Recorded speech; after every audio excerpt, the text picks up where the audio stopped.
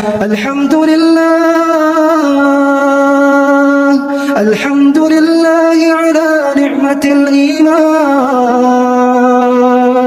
Ada 4 keistimewaan yang langsung Allah janjikan kepada orang yang mendirikan salat tahajud. Dan 4 keistimewaan ini tidak Allah berikan kecuali kepada orang yang ahli tahajud. Saya ulangi, ada berapa tadi? Keistimewaan, 4 keistimewaan yang Allah berikan kepada ahli tahajud. Apa di antara 4 itu? Dibuka suratnya Al-Isra ayat 79 sampai 80. Coba dibuka. Surat apa? Al-Isra surat ke-17 ayat 79 sampai 80.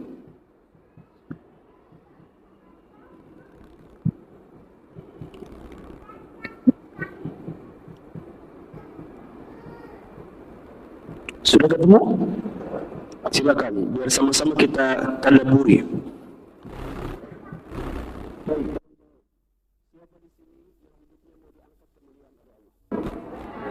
Coba lebih keras. Siapa yang mau diangkat kemuliaannya?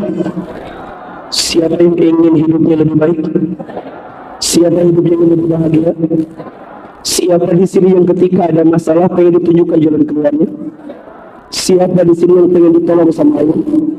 Siapa di sini yang ingin dihadirkan kebaikan dalam hidupnya? Mau? Oke. Jawabannya, jangan tinggalkan sholat tahajud atau jaga sholat tahajud.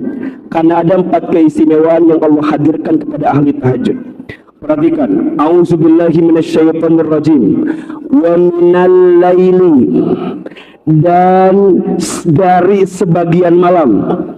Allah, perhatikan, Allah gak minta sepanjang malam, Allah hanya minta sebagian malam.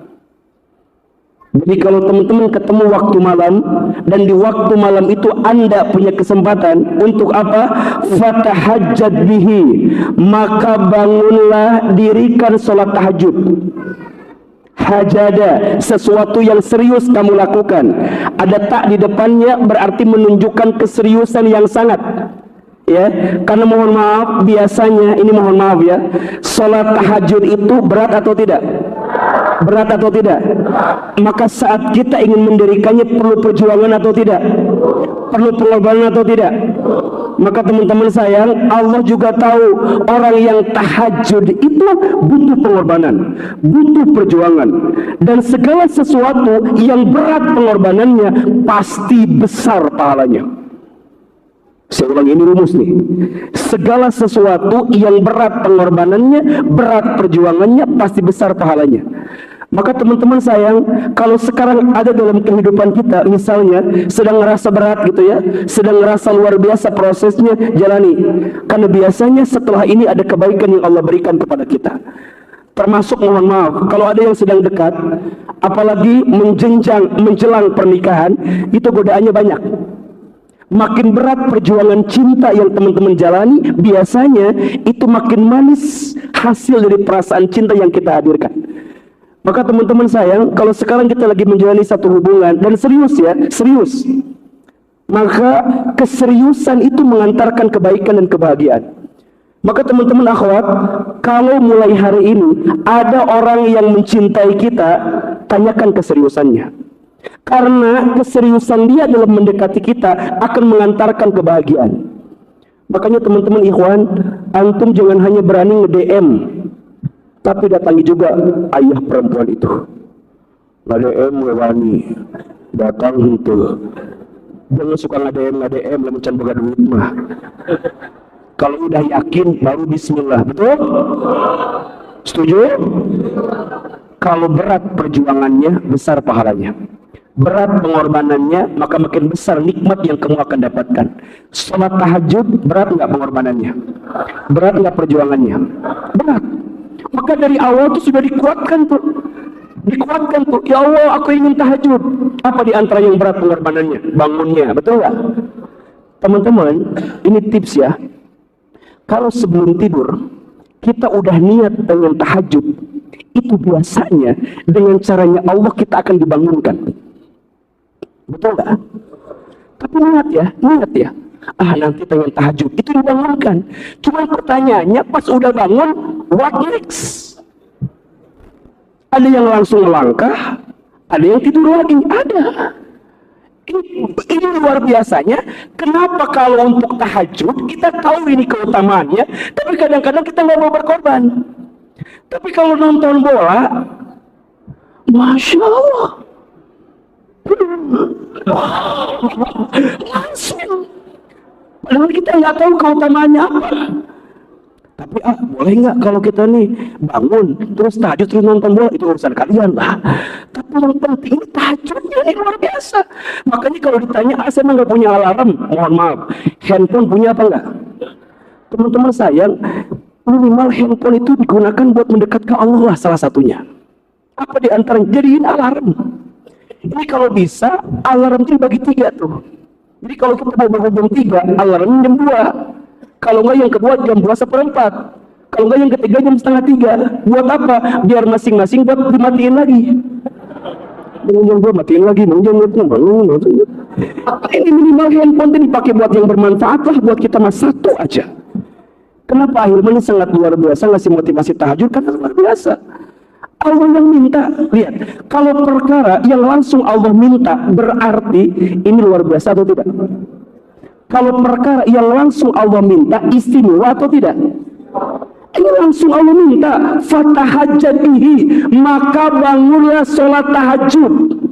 Sebagai apa Hilman? Nafilatan laka, sebagai tambahan dalam hidupmu. Lihat, yang pertama, keistimewaan yang Allah berikan kepada orang yang tahajud apa? Asa ayyab'asaka rabbuka maqaman mahmuda.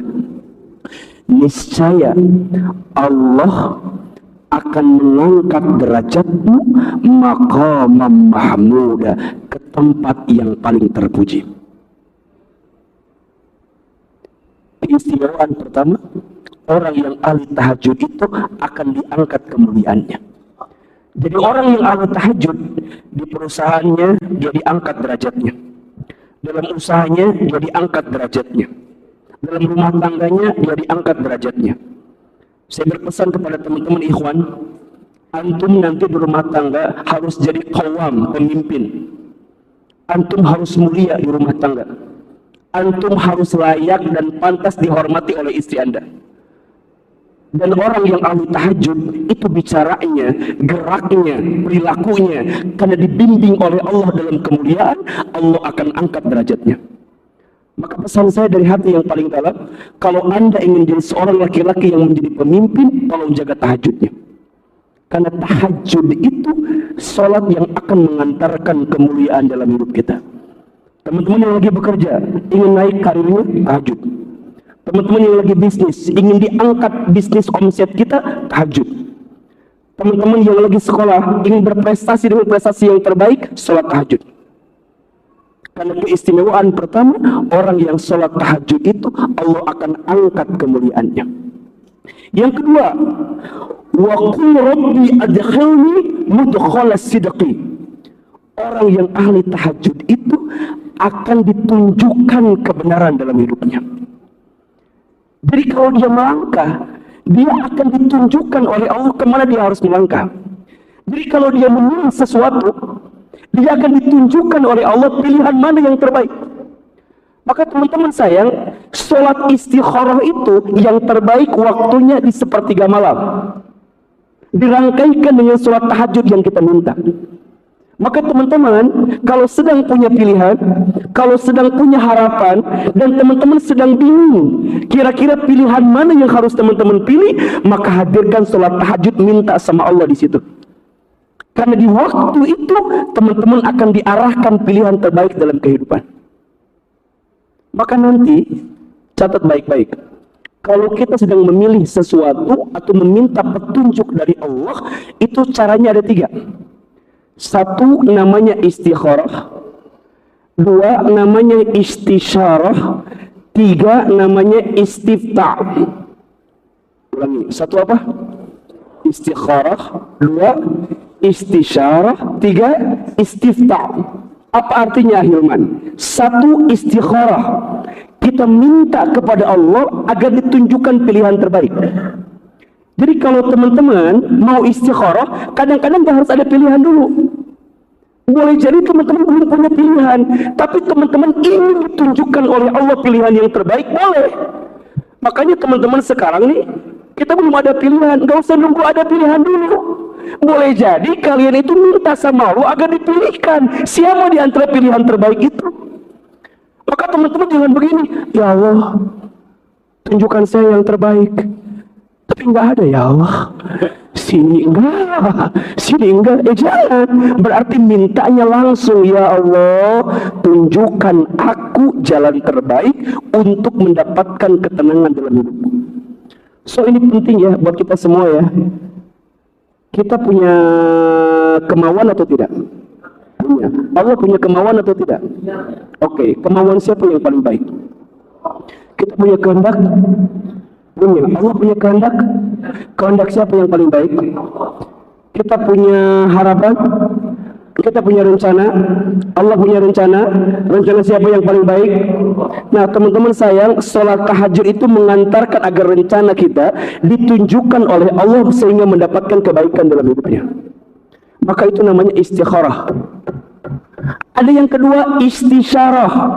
Apa itu istisyarah? Bermusyawarah dengan siapa? Dengan orang yang Allah tunjukkan orang itu bisa mengantarkan jawaban terbaik untuk kita. Makanya kalau teman-teman curhat, pilih-pilih.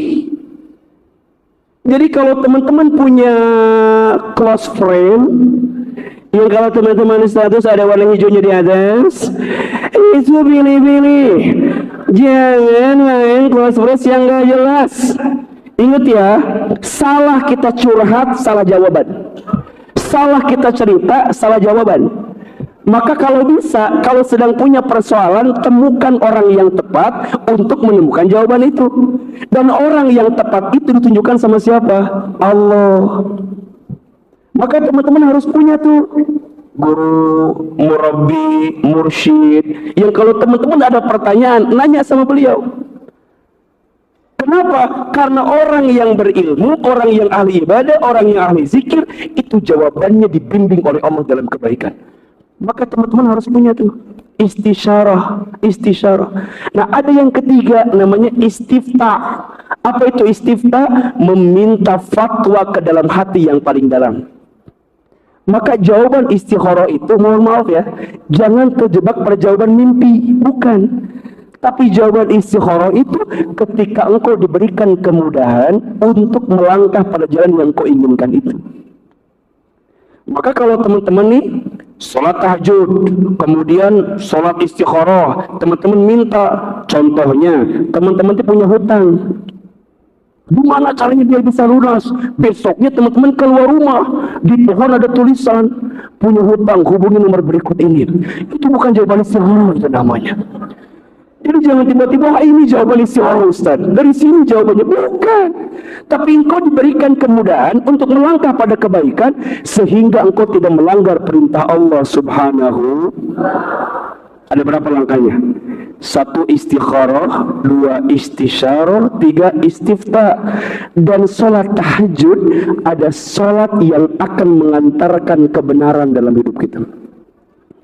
Ulangi, 1, sholat tahajud itu sholat yang akan mengantarkan kemuliaan, diangkat derajatnya. 2, sholat tahajud itu sholat yang akan mengantarkan kebenaran, petunjuk terbaik. 3, sholat tahajud itu wa akhrizni mukhraja sidqi. Masya Allah.